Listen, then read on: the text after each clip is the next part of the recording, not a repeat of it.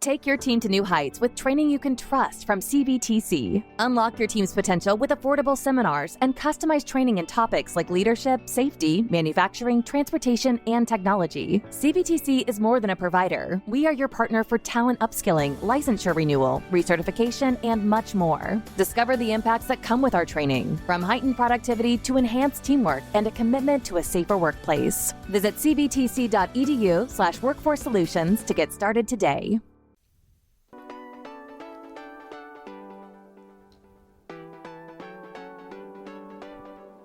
Well, hello, or this time, maybe I should say howdy, and welcome to the latest edition of Beyond the Stage, the Pablo Center podcast, where we talk about everything that's happening within these four walls of the Pablo Center, both on and off the stage. And today I am so excited to welcome my friend Anthony Laguardia to the Beyond the Stage podcast. Thank you. So excited to be here. Yeah, so this is always one of my favorite things to do. I always love when we have an artist on the program. That's always exciting. But when we have an artist who's actually a hometown boy, we don't get to do that very often. So really, really thrilled to have you with us. And I'll let you go ahead and tell us what you do today for a living. And then we'll go back and we'll kind of unpack how you got there. Oh, well, I'm so excited to be here.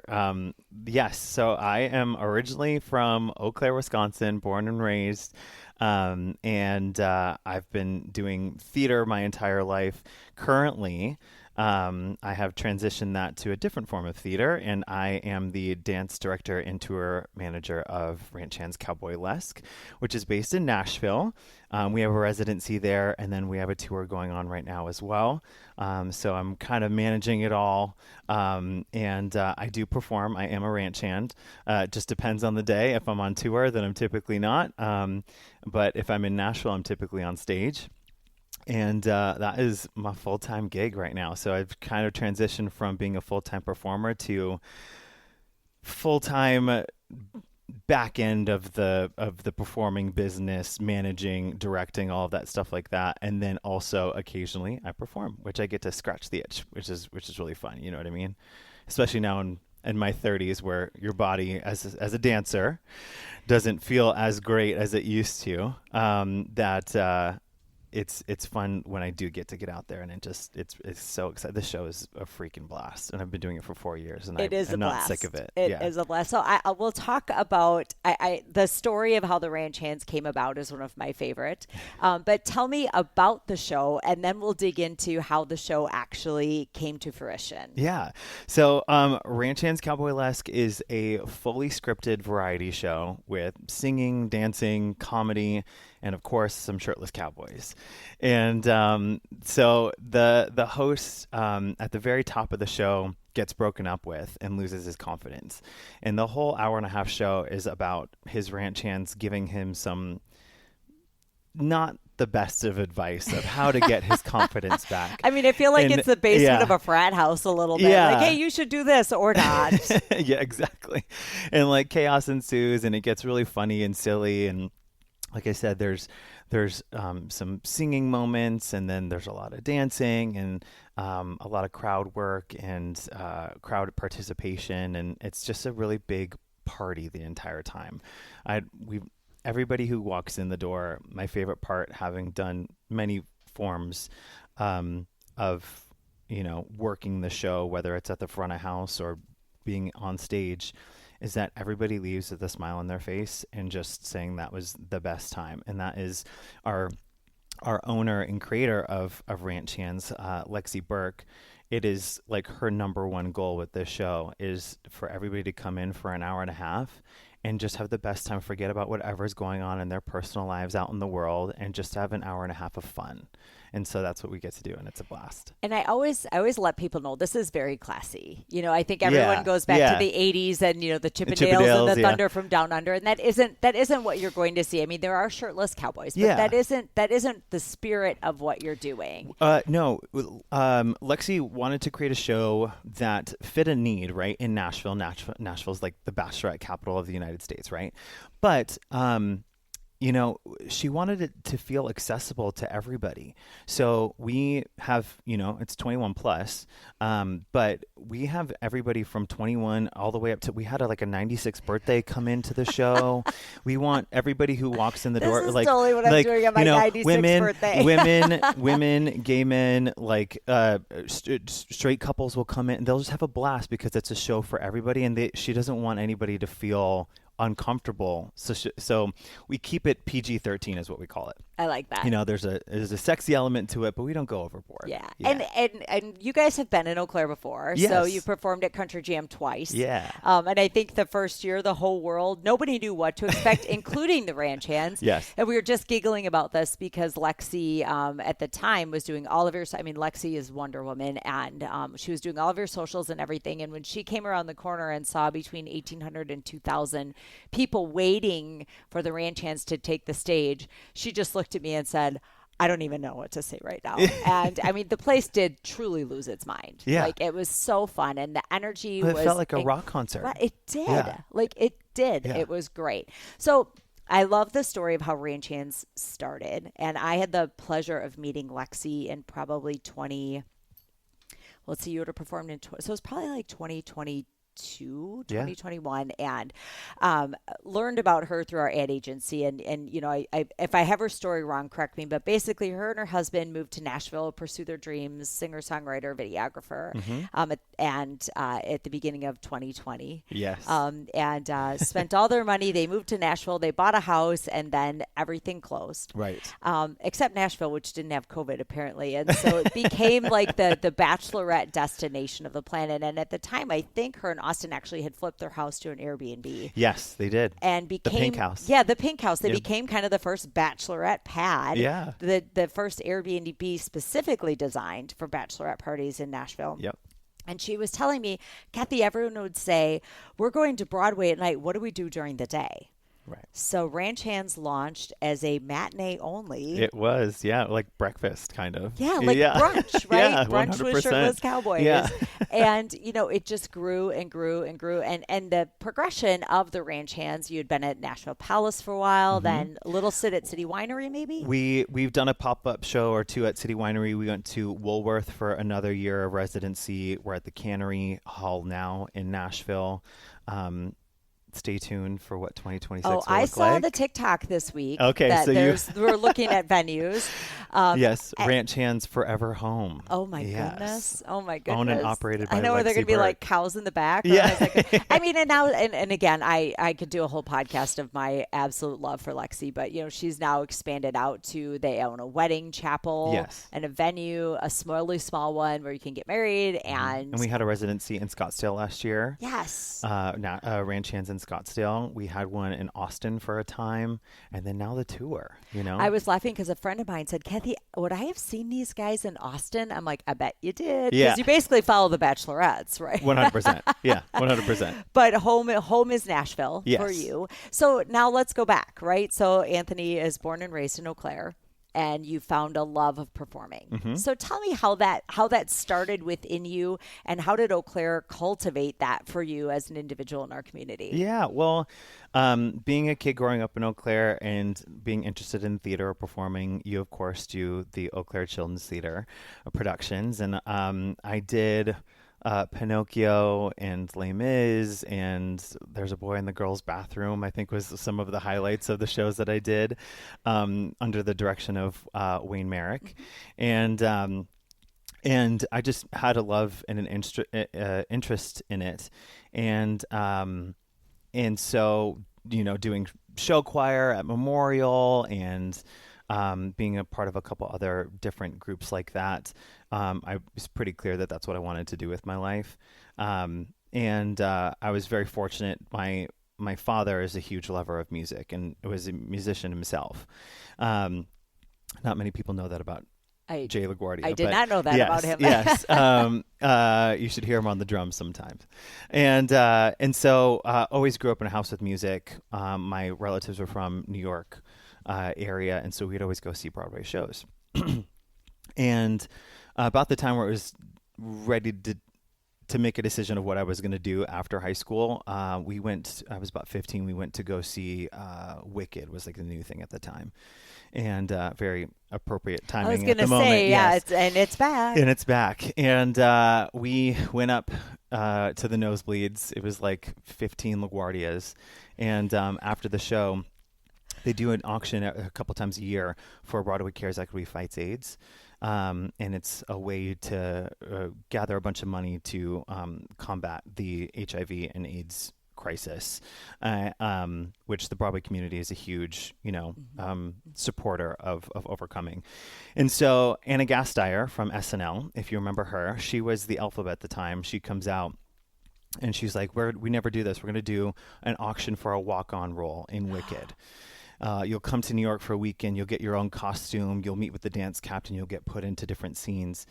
And so there was a bidding war happening in the in the orchestra, and we were way up in the nosebleeds. And my dad turns to me and he goes, "Do you want to do this?"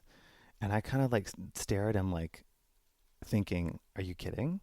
And I go, "Yeah." And he stands up and he throws his hand in the auction. And she goes, "Hold on a second. Was that somebody up, in the mezz?" And she goes backstage and she comes back on. She's like, "You know what? We've got 3 of you. We're going to do it for all 3 of you." What? So 6 months later, flew me back out to New York, met with the costume designer, the original Broadway costume designer, had my own costume made, met with the dance captain at the time, was put into a couple different scenes, had my own bow before Elphaba did at the end of the show. There was, again, like 15 to 20 LaGuardias in the audience. My grandfather was sobbing. And that was when I really knew, like, this is what I want to do with my life. That is incredible. And so 2 years later, I moved to New York and I went to school just in Lincoln Center at the American Musical and Dramatic Academy for Musical Theater. Just in Lincoln Center. Yeah. And then 2 years, quick in and out, just wanted to learn as much as I could. And then I started working professionally. I did the Broadway tour of Beauty and the Beast. And I did some other shows, Hairspray and Dreamgirls and 42nd Street. And then my longest stint was I did the Broadway show Chicago for 5 years. And I did that both domestically and internationally. I had no idea. Yeah. That's why I don't research anyone before this, because I love this, like, holy cow. Yeah. So I don't think Eau Claire even knows we have like a Broadway, we have a Broadway actor amongst our own. Well, and I was very lucky. I was very, very lucky because it sounds like you were very talented. Talent, everybody has so much talent in New York. It's really just like, it's so the luck of the draw, because everybody that you go in that room with to audition, they're so talented. And it was truly just right place, right time. And then getting in with Chicago, which is this, massive Broadway show, the longest running American musical. Once you're in, unless if you want to leave, you're in. You know what I mean? So Hotel I had California. So I had opportunities, for 5 years, and then COVID happened, and I just was like, I think I'm done, and I think I want to retire. And ended up moving to Nashville. Was a fitness trainer for a minute, and then I saw this posting on Instagram of they're looking for cowboys for this show called Ranch Hands Cowboy-Lesque. And I'm like, well, that seems silly and just the right amount of fun. And I do kind of miss being on stage. And I think that would scratch the itch enough. It's twice a week, and it's not, Broadway theater is wonderful, but it can be very precious, right? And I wanted just to have fun with performing again.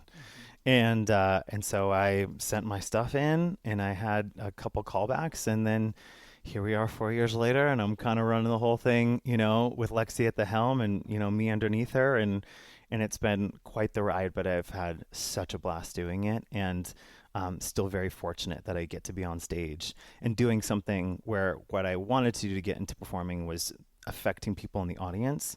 That was always my favorite thing about children's theater, the audience's reaction. Being in any choirs or show choir in high school, same thing going into New York. Like, it was always the relationship that you have with the audience and how they feel, how you can affect them, either if it's something really funny or happy that's happening on stage or something that's really dramatic and heartfelt. That relationship always just like fueled me. And to get to do it in this way is just like icing on the cake, because like I said, it doesn't have that preciousness that Broadway has. It just has a lot of fun and silliness and just like let it go kind of mentality. And it's honestly such a gift. I'm so lucky I found Lexi, and to still be here today, 4 years later, doing Ranch Hands. It'll be 4 years next month that I'll be with Ranch Hands. Wow. So yeah, you know, we talk at length in this building about creating moments for people, and everybody's moment is different. And I think you just alluded to that. You know, there's a crying LaGuardia in every room, right? But you know, we talk all the time here about how moments are created every single day by people in all different ways. You know, we just had our Confluence of Art gallery opening downstairs, and for actually the artist that won our grand prize hadn't submitted a piece of artwork to a show since elementary school. wow. And she won. She was our grand champion of the Confluence That's of Art. so And cool. so moments happen every single minute of every single day, and they can happen with Broadway, and they can happen at a Ranch Hand show. I mean, a 96-year-old celebrating her birthday. Well, like we had, it was like 2 years ago, and we had this group of women come in, and I get a text from Lexi. We're backstage getting ready for the show, and this group of women is coming to support her friend who just lost her husband, and wanted to just kind of get her mind off of things and just, you know, have a good time with her girlfriends.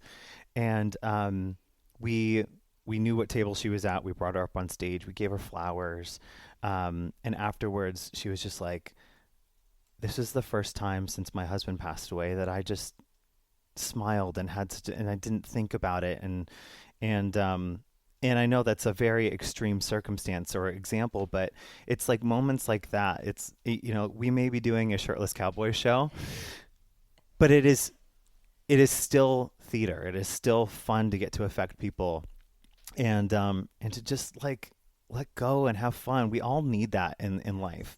And I feel like this is the best vehicle for it. You know, it creates a reason to gather. Oh, 100%. You know, I mean, the day we announced the show, like the amount of group texts that were flying around this city, because I think it was very unexpected. Although after just having Book of Mormon, I don't feel so bad about shirtless cowboys, because everyone thought that this was a little different for us. I'm like, well, like, you clearly haven't seen Book of Mormon. I was going to say, there's some jokes in that show. Oh, yeah. Yeah. I mean, I clutched my pearls a few times, and I don't even own pearls, but I was like, what did they just say?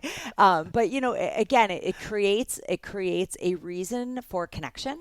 Yeah. And for people to do things like, hey, let's all just go to a show together. And that's probably one of my favorite things that I see come through the lobby here is people that are coming, whether it's when we had the Beach Boys, it was 3 or 4 generations that all listened to that music, and they all came in together to create that memory. And maybe it's just a group of women or college friends or whatever it is that are home. It's Thanksgiving weekend. It's, of course, part of that deer hunting widows time frame. It's also Small Business Saturday, which I love, because you can spend your whole day downtown spending your money at small businesses, spending your money at a small business restaurant or bar, and then this is a small business. This is a female-owned business, and so all day long you can kind of check all those feel-good boxes. 100%. Right? That's such a good point. I do love that this just is it's an excuse to gather, an excuse to just laugh and have fun. One of my favorite things, if you don't follow the Ranch Hands on Instagram, well, what are you doing? You should. I mean, you should, because it's so great. One of my favorite things that you all do, I think it's tradition, is that you go to a nursing home on Valentine's Day. Yes, we do. Tell me about that. Yeah. So every Valentine's Day, we'll go get buckets of roses, and we'll go and do a couple of numbers and sing some songs. And it is really fun to just see their faces light up. They don't get to go to shows very much anymore. And some of them, you know, when speaking to them afterwards, talk about how, you know, my family doesn't come visit me very much, or I lost my husband. It's Valentine's Day, things like that. And honestly, those are some of my favorite moments of doing Ranch Hands. We've gone now, I think this next year will be our 4th year doing that. And we'll sit and talk to everybody afterwards and hear their stories. And some of them will talk about, oh, I used to perform back in the day and I used to sing this song, or I was listening to this group. And most of our ranch hands don't, they're too young to know what a lot of them are talking about, but it just absolutely just lights their faces up and makes their day, and they talk about it for months and months. We get messages weeks afterwards saying that they're still talking about it, asking us to come back, even if it's not Valentine's Day. And that is a testament to Lexi. That was an idea of hers, and it's turned into its own thing. And I will do versions of that as well, like to give back to the community, things like that. We've done, we've walked in pride parades, and it's important, even though Nashville is a big city, it's still a small, big city, and there's a big community there. And it's important to be, especially like a local owned, local created business, to give back to the surrounding city, to the community that you're in. I love it. Yeah. I love it. And, I think I'm going to shift gears on this because I think this is an interesting part of your story, because we were talking about it on the way in. So, you started as a performer, and you started on Broadway, and, we just, like I mentioned, we just had Book of Mormon here a couple weeks ago, and, dealing with the tour manager and the stage manager for that particular performance, and understanding truly how grueling that schedule is. Yeah. I think he said he had 4 days home in 2 years. Wow. Which I can't even wrap my head around. Yeah. But you have made the transition from performer now to management. I mean, Right. You still get to, as you put it, scratch your itch a Yeah. little bit and get on stage and do your thing.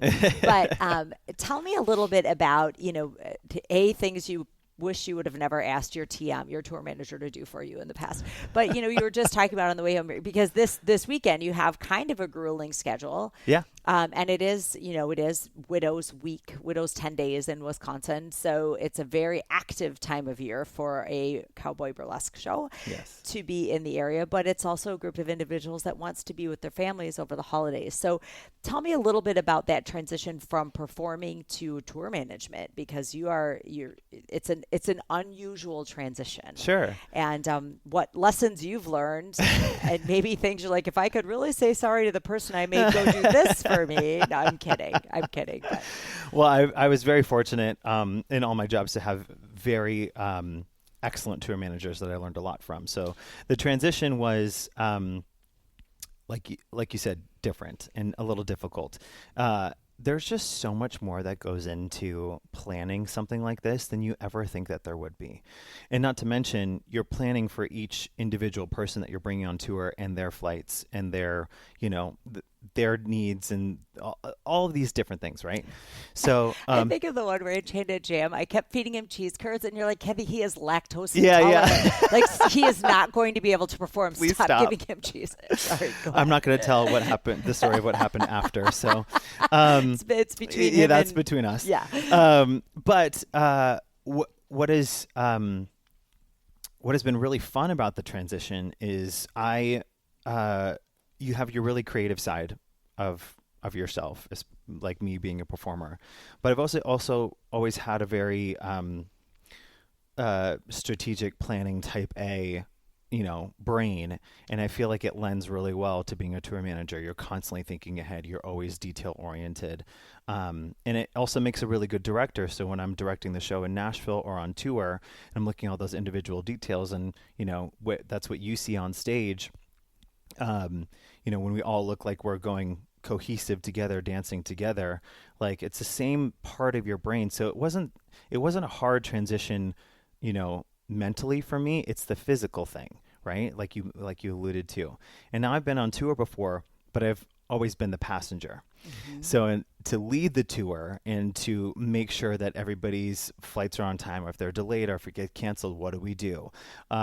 It's having communication with your venue staff and your runners, and making sure the rider is fulfilled, and advancing the shows. And I had to learn what that meant. What did advance the show mean? What do they actually need to know? Yeah. We come and and we I was like, dance. what do you mean advance the show, and I had a call with the tour manager because this is new, like I'm learning on the job. And he was like, so advancing the show is just lingo for setting it up before you get there. And there's just, like I said, just so much that goes into it, but it's been really fun to learn from the guys that I bring on tour. And I'm constantly asking for feedback, constantly asking for what worked well this weekend, what didn't work well, because I want to be the best that I can be, make sure that their experience is good, because I know how hard it is to get on stage in a new city with new people in the audience and on a new stage, the flooring, all of this stuff like that. Like I want to know, because having been a performer, to adapt on a dime can be hard sometimes, especially when you're dancing, moving around the stage, really using your body. And then the being away part has also been difficult. So this is not as bad as when I was doing, say, Asia with Chicago, and I was gone for months, and it was a huge time change. Or when I was doing Beat and the Beast, and we did 80 cities over 10 months. But this, at least I get to be home in the middle of the week and see my dogs and see my fiance. And what's actually really cool about this weekend and next weekend when we come to the Pablo is my fiance is on the road with us, and he is also performing in the show. Oh, so is he a ranch hand all the time, or is he just playing a ranch hand? He's our swing ranch hand. Oh, he's your swing. He's our swing. Yeah. So we had a case 2 years ago where two people left ranch hands kind of on abruptly, and then one got injured, and we were like, what the heck do we do? We have a show this weekend. And Lexi was like, I got it. We'll do Austin, her husband. And I was like, does Austin know this? I could see it happening, but here I've got a better idea. And this, my case to her was always, I don't want to work and have my relationship at work, right? But we were in kind of a dire need, and he was a D1 cheerleader down in Florida, and he already knew all the dances already because he's seen the show a million times. Actually, it's where we met was Ranch Hands. I could tell that story later. And so he learned the show in 2 days. We put him in, and now he's been kind of like our fill-in whenever somebody's out sick or going on vacation. And so it just kind of worked out. It's around Thanksgiving. We're going to be up here anyways. Put him in the show. And so the dogs are up here with us. So it's making tour managing a little less stressful to have the whole fam on the road, and to kind of have that support system come with as well. He may not see it that way because I'm a bit harder on him than I am on anybody else, but I think comes with the territory. When you're, in a relationship with the boss, the manager kind of idea. But yeah, it's a blast. So, and you're doing like Thanksgiving dinner. Like I'm kind of waiting for my invite for the Ranch Hand Thanksgiving dinner at your parents' house, right? Like I can't even imagine things your mom never thought was going to happen at Thanksgiving dinner. Was it? Well, maybe she did. Maybe she's like, I saw this. I was going to say she was a show choir mom. We used to do like spaghetti nights before show choir weekends, or like that. Yeah. So it feels kind of similar now. There's babies around, and but it's fun for them. It is fun. She is coming to the show. She just said, can you make sure that when you get me tickets that I'm in like the back or like in the mezzanine? Because she likes to turn around at certain moments. And she's like, I can't watch my little boy do that. And I'm like, what? I'm just shirtless dancing on stage. I don't get it. Well, it brings up a great story because when we announced the show, I have a group of girlfriends, and they love to do these things. They do the connection thing, right? And I mean, we had the ABBA tribute last year, and they came in like full 70s glam. So they love to come, they love to be here, and they love to do things. And so a screenshot of the show announcement hit the group chat. And everybody's like, I'm in. This is so fun. This is so great. Can't wait. And then the one text is, I babysat the one on the right. I don't think I can do this one. And everyone was like, oh, ha ha. They kind of thought they were saying that like, we're old enough to be their moms. Right. Come on now. And so that kind of started. And she was like, no, I legitimately, that's Anthony. I actually babysat him as a child. So I cannot go watch him dance on stage. But it was really funny because everyone thought thought that they were joking. I'm like, no, she's legit in that whole conversation. That's what happens when you come to your hometown to do a know, shirtless cowboy show. I know. And then, yeah, I just think it would be. That's what I was thinking. I was like, I wonder if any of my like high school teachers are going to come and how that would feel for me. Well, this group I'm talking about are all teachers, so I think that you're going to have some. It's going to be a blast. Yeah, though. it is. Well, and so yes, I'm tour managing, but this weekend in Eau Claire. At the Pablo, I will be on stage and I will be performing because, well, of course, I'm in my hometown. I have to. So I'm going to double duty it, and I'll get to be on stage, and you may get to hear me sing, and it'll be a blast. We're getting full circle, Anthony, this weekend. And you right now, tell us because you have a crazy next 10 days, right? What does that look like for you guys? Yeah, well, we just came from Seattle last weekend. We'll be in Green Bay.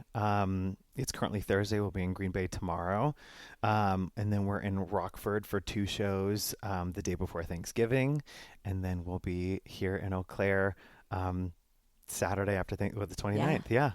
Well, it was funny, I had the agent, Lexi hired an agent to start to represent it, Dan from Kincaid, and he had reached out and he's like, well, so I'm on this website and he's pitching me a couple acts, and I'm like, wait a minute. You represent the ranch hands? And he said, I do. I'm like, I've always booked through Lexi directly. He's like, oh, we just brought them on as a client. Yeah. So he and I start talking, and of course, my Lexi love fest, and I'm telling him all about you guys. He's like, I'm learning more from you, I think, that I knew already. And then I was talking to him about needing to be up here during deer hunting. And he's like, you're going to need to back up a little bit and explain to me what that means. So I'm on the phone with the agent saying, here's the theaters you need to call. Because, of course, selfishly, I wanted the tour here, but I knew I needed to make it worth everybody's while to fly to this area, right? Yep. So that, because I was, of course, trying to make it more economical for all of us. I'm like, okay, they could play here this night and here this night and here this night and book this route, and you have to be here these 10 days because it is that time of year. Right. And he just kept saying, I'm like, just Google Deer Widows Weekend, Wisconsin. It's huge. I know he Googled it. He's like, I didn't even know this was the thing. I'm like, well, now you do. Yeah. You're welcome, by the way. But just remember who taught you all of this. Just so you know, because we could be here next year and exactly, the year after that. Yeah. Exactly. But just remember who got you here. Right. So that, we get first choice on that date. But it's been really fun because the tour is just new this season. Yeah. So we came to Country Jam for two summers in a row. And that was your first offsite. That was our first offsite. We did the Stampede in Calgary. Nice. I think the last summer or the summer before that. And then when we were brought on by our agency Kincaid, it's just fully taken on a new life. I mean, within the last month, we've done Connecticut, Cincinnati, Minnesota, outside of Seattle, and then obviously Green Bay, Rockford, and Eau Claire. We're in California after Eau Claire. Next year's already starting to get booked up. So we had to open up a whole new tab on our website. We had some Ranch Hands on Tour, listing out all of our dates and where we're going, and 2026 is going to be awesome. So if I wanted to be a ranch hand, I can't. My plumbing's wrong. But if I wanted to honorary. Yeah. Yeah. Oh my God, that would be the greatest thing. Yeah, honorary. I know. That was amazing. But so because you do have your own, you don't have to live in Nashville anymore, right? You can be, or is there an expectation that you can step in at any time, or truly do you have just a touring troupe? So because I know there's certain people, Taylor, that are going to listen to this that I think should audition for the Ranch Hands. How would they get involved or even start that conversation with you guys? Well, we would like to do a just touring cast, and so any tour show that we have, we just book their flights, book their whatever it is, and we just get them on the road so you can live wherever. Currently, we're to get to Eau Claire next weekend. We've got people coming from Indianapolis, Austin, Scottsdale, and Nashville. So you don't necessarily have to live in Nashville. If you live in Nashville, it's even better because when you're not on tour, you can do the residency show in Nashville. But we're starting to accept submissions from if you can sing, if you can dance, if you are comfortable taking your shirt off and dancing on stage, if you like to travel, we'll take your submissions and, we'll book you. I'm more partial to, obviously, when you're in Nashville, it's easier just for me because I get my hands on you, right? metaphorically, meaning like I can teach you in person. Right. You can really get involved with the cast. What's so awesome about Ranch Hands is we're not just a group that just come together on the weekends and we hang out with each other all week. I mean, like we're our closest friends. We're like a family. As important for us, Lexi and I, to cast excellent talent is as important to cast excellent people that you want to spend time with, that you'll get along with. You know what I mean?